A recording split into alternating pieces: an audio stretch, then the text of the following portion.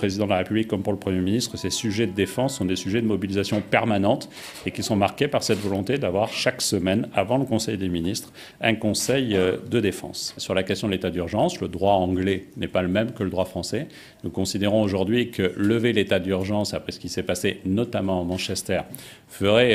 fragiliserait notre capacité d'intervention rapide dans la lutte contre le terrorisme. Et donc, bien évidemment, nous souhaitons, sur ces sujets, laisser les moyens aux juges et à la police administrative sous l'autorité des préfets de faire de la prévention et de limiter tous les risques. Je l'ai dit la semaine dernière, le démantèlement du réseau à Marseille, il y a un mois aujourd'hui, n'aurait pas été possible si les autorités n'avaient pas bénéficié du cadre juridique de l'état d'urgence. Donc il est nécessaire, et c'est la décision du Président de la République, de proroger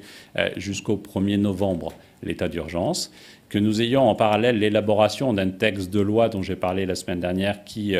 règle les problèmes que pourraient rencontrer à la fois les institutions judiciaires et à la fois les autorités administratives et policières dans la prévention de tout risque terroriste et dans la sanction quand c'est nécessaire, et qu'ensuite nous sortions de l'état d'urgence, parce qu'effectivement l'état d'urgence n'est pas l'état naturel du droit.